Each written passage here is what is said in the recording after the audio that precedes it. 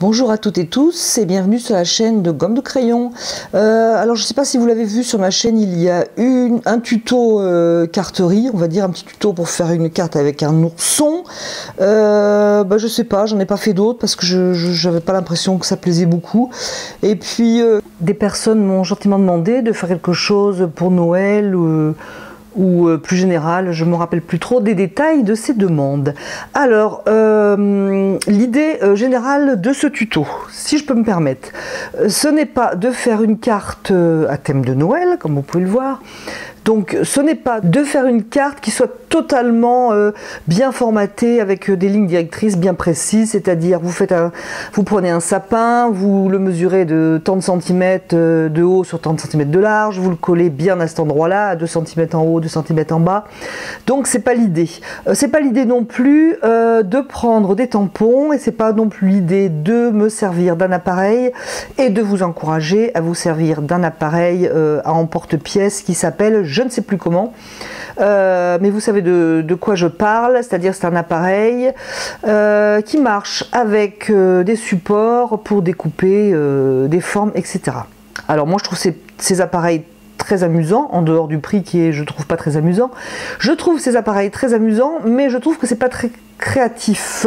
Et donc moi mon idée c'est plutôt de vous mettre sur les rails, on va dire, pour faire une carte postale ou autre qui vous soit plus personnelle. J'espère que donc le thème de Noël va vous plaire et je vous mets un peu donc sur les rails de ce projet. Alors moi j'ai commencé un petit peu, je n'ai pas choisi un format carte postale qui est d'ailleurs de je ne sais pas combien sur je ne sais pas combien parce que je voulais faire un petit tableau qu'après je pourrais poser pour Noël et puis que j'enlèverai à la fin des festivités. J'ai pris une carte, c'est pas une carte d'ailleurs, comment ça s'appelle donc cette chose-là, petit papier carton, on va dire, que j'ai choisi bleu ciel parce que j'estime que je suis dans un paysage. Le format, je vous donne mon format à moi, mais vous prenez le format que vous voulez, donc 21-15, donc parce que je veux faire un petit tableau. Vous prenez le format que vous voulez, donc vous prenez une feuille, par exemple bleu, mais si vous voulez que ce soit tombé de la nuit, vous pouvez prendre par exemple un jaune plus pâle ou même un blanc, vous voyez. Je voudrais aussi vous préciser quand même avant toute chose que je m'inspire d'une carte postale que j'ai vue au magasin Action, que j'ai trouvé très amusante. Je l'ai un petit peu gardée en mémoire, je voulais vous le dire. Il y avait des petits sapins un peu comme ça sur une colline et puis un petit Papa Noël là très rond, donc bref, ça m'a mis moi sur les rails de ce que je fais aujourd'hui. J'espère que je vous embrouille pas. Donc l'idée, vous prenez votre format, tac tac. Nous avons donc un Père Noël et des petits sapins. Vous avez plusieurs manières bien sûr de dessiner les sapins. Il faut aussi quand même bien penser à ce que vous voulez donner comme ambiance. Si vous voulez donner une ambiance un petit peu dynamique, vous allez par exemple dessiner un sapin, alors je ne sais pas si on va le voir, à bout pointu par exemple. Là j'en avais fait un petit croquis. Les bouts pointus étant quand même beaucoup moins doux évidemment que les bouts ronds comme moi j'ai fait. Donc vous voyez, vous dessinez un sapin tout de même assez simple, par exemple dans un petit carton comme ça, papier un petit peu cartonné. Alors moi j'avais pas de vert, donc ça m'allait très bien. J'ai pris un bleu un peu comme ça. Voilà, c'est ça, un bleu comme ça. Et vous allez voir quand on colorie après avec du vert, ça fait un vert foncé, donc c'est tout à fait sympathique. Pour dessiner le sapin, bien sûr je ne l'ai pas fait au stylo, je l'ai fait au crayon, mais il est de bon sens de dessiner une ligne au milieu que vous pourrez gommer après. Ça vous est plus facile pour faire les deux côtés de manière identique. Donc moi je lui ai fait trois formes principales qui symbolisent mon sapin. Il est bien sûr plus large en bas qu'en haut, toujours ce qui symbolise le sapin. Et je pense qu'on n'est pas obligé de faire un sapin donc tout à fait pointu comme celui-là. Mais on peut aussi faire un sapin tout à fait pointu comme celui-là. Ça peut être bien sûr très amusant. L'idée, lorsqu'on fait que ce soit une carte ou autre chose, c'est toujours deux règles, je dirais, deux règles d'or, c'est unité et diversité. Unité, ça veut dire quoi? Ça veut dire que vous n'allez pas faire par exemple un Père Noël ici, un sapin là, et j'avais un petit bout de carton quelque part.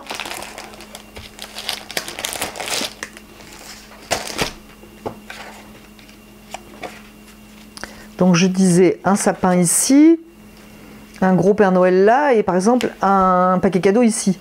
L'idée, c'est quand même de trouver une unité dans vos formes. Donc là, par exemple, j'ai posé mes sapins même un petit peu ici, donc j'ai une unité, mais je ne les ai pas mis tous au même niveau, ni au même, je dirais, plan d'éloignement, c'est la diversité. Avec un petit rappel ici. C'est pareil, j'ai prévu des petits cadeaux, que d'ailleurs j'ai fait un petit dessin ici dessous, un petit croquis pour les arranger. Je ne vais pas en mettre un ici, un là, un là. Je vais un petit peu, si vous voulez, les lier quelque part, ce qui va être ma diversité, et trouver quand même une unité. Il y aura aussi une unité entre mes sapins, mon Père Noël, mes paquets cadeaux, tout ça ayant quand même aussi une unité.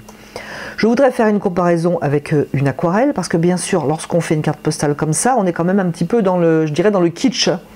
On a des brillants, on a de la couleur, etc. Donc il y a aussi beaucoup plus de choses que si on faisait une aquarelle, un tableau, etc.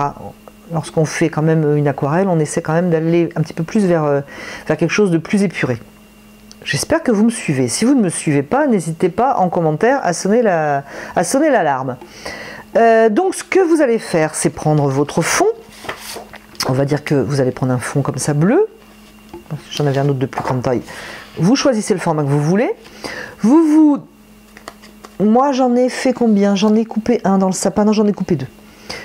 Et un troisième ici. Vous dessinez des sapins de forme, je pense, du moins dans le même état d'esprit. Si elles sont rondes, tous vos sapins seront de forme ronde. Vous en dessinez plusieurs, des petits et des plus grands. Vous vérifiez s'ils vont bien sur votre format, etc. Et vous les arrangez joliment. Une fois que vous les avez arrangés joliment, vous pourrez les décorer. Alors là, par exemple, ici, j'ai pris un stylo colle et après j'ai mis des brillants. Et là, j'ai fait des petites pointes pour coller des brillants dessus. Ici, j'ai fait comme des petites boules aussi, pareil, avec le stylo colle et j'ai mis des petits brillants, etc. Alors celui-là, pour justement avoir un petit peu de diversité, celui-ci est simplement dessiné et colorié au feutre. Celui-là, c'est un comme ça sur papier que j'ai après coloré, etc., fait des petits brillants et je l'ai collé. Celui-là aussi d'ailleurs est dessiné et coloré simplement. Et celui-là est posé sur un scotch 3D, vous savez, pour donner un petit peu de volume. Celui-là est dessiné au feutre et celui-là pareil, et en papier carton comme ça, décoré et posé sur un petit scotch 3D. Donc ensuite je ferai mes petits cadeaux et je vais les arranger, etc. Le nœud pareil est fait avec le stylo colle et un petit peu de brillant. Alors lorsqu'il va s'agir de dessiner notre Père Noël, moi c'est pareil, je l'ai fait un petit peu au crayon. J'ai fait une tête de Père Noël assez ronde. J'ai passé quand même un petit moment à trouver la tête que je voulais, etc. Que ça reste assez rond aussi. J'avais tout à fait en mémoire la carte postale que j'avais vue à Action et je m'en suis inspirée.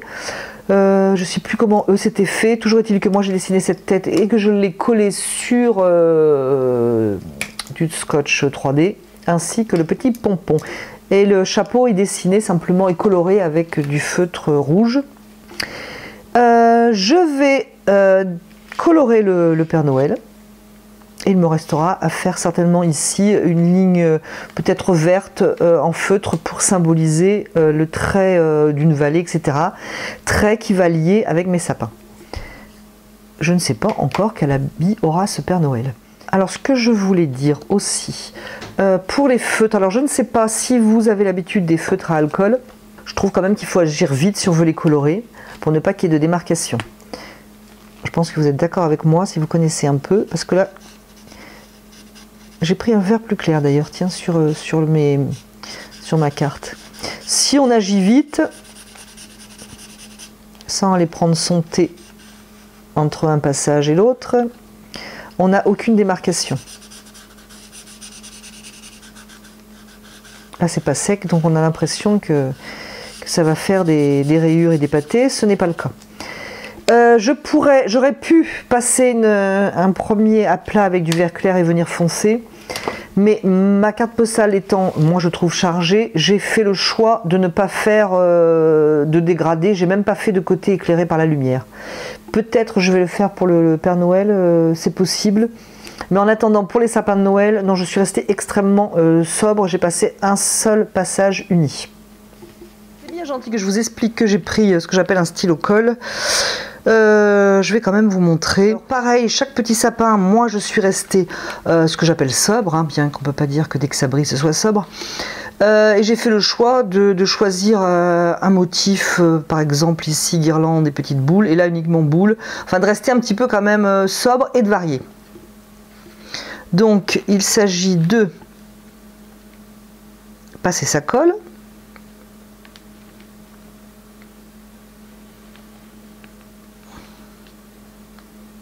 Je pense que 3 guirlandes vont très bien. Ça reste assez léger. Des petits points pour les boules. Ah, j'ai oublié de plier mon papier en deux avant pour récupérer les brillants parce qu'il n'y a pas de raison qu'après je jette. J'aurais dû ouvrir ma boîte avant. Alors j'ai une boîte qui je crois vient d'Action. Aussi, décidément, action par-ci, action par-là. Et je crois qu'en plus on me l'a offert, donc je ne pourrais pas vous dire le prix. En attendant, ça marche super. Donc, jetez tout ça par-dessus. J'ai pris rouge, hein, parce que franchement, pour l'exemple, rouge et vert, vous savez que ça fonctionne à chaque coup. Donc, je balade tout ça. Alors je trouve moi que ce système par rapport à l'embossage à chaud, il faut tout un tas de systèmes pour que ça colle pas où on veut pas. Là ce qu'il y a de bien c'est qu'après quand j'aurai laissé sécher, un petit coup de je ne sais quoi ailleurs pour éviter qu'il y ait des brillants partout, ça s'en va, c'est nickel. Et ensuite eh bien, je vais récupérer mes petits brillants au lieu de les jeter ou au lieu d'en avoir partout. Avec une feuille pliée, si vous ne connaissez pas le truc, que bien sûr moi je ne connaissais pas, mais que j'ai vu sur YouTube, bien entendu. Donc lorsqu'on a fait ces petits décors avec ce stylo tout à fait génial, eh bien on peut s'amuser à voir un petit peu comment on va faire. Donc moi je vous encourage à les poser un petit peu pour voir ce que ça va donner. Vous pouvez faire, par exemple ici, vous pouvez vous dessiner un autre petit sapin. Vous le coloriez, après vous posez celui-là là. Donc moi je l'ai mis sur du scotch 3D, hein, je vous le rappelle, pour donner un petit peu de volume et le faire venir devant. Donc voilà ce que je voulais dire pour les sapins. Vous pouvez faire une ligne, on va dire, de construction pour lier un peu tout ça. Et on aura notre Père Noël ici, hein, comme j'ai fait sur cette carte. Bref, on aura notre gros Père Noël ici. Et on peut très bien envisager de faire une ligne qui va symboliser une vallée ou je ne sais quoi. En attendant, ça situe bien notre personnage. Lorsque vous allez dessiner votre Père Noël, vous remarquerez que moi la tête ici penche par là. C'est tout bête, mais alors que le corps penche un peu dans l'autre sens. Là c'est pareil, c'est pour varier un petit peu les directions. C'est beaucoup plus amusant quand on le regarde. Alors moi ce que j'ai fait, c'est que j'ai dessiné la tête. J'ai fait la tête sur du papier blanc. Donc ce qui fait que la barbe est toute faite. J'ai fait un petit peu d'ombre grise là ici simplement. Et j'ai positionné ma tête et après j'ai dessiné le corps. Et là il va me falloir au moins une semaine pour réfléchir à quelle couleur je vais faire les habits de ce petit Père Noël. Écoutez, voilà un petit peu le tour de cette carte postale. Alors vous allez vous dire, elle nous parle d'une carte postale, elle n'en fait pas le quart. Elle n'a pas de tampon, elle n'a pas ci, elle n'a pas ça. Moi, le but, c'était un petit peu de vous mettre sur les rails d'une création plus personnelle. Et je vous pose la question suivante. Est-ce que cela vous a plu ou est-ce que vous auriez aimé en voir plus? Vous pouvez me répondre. Je guetterai vos réponses avec impatience. Et puis, éventuellement, eh bien, on pourra varier, faire d'autres choses suivant vos commentaires. Je vous remercie d'avoir regardé cette vidéo et je vous dis à bientôt sur la chaîne de Gomme de Crayon.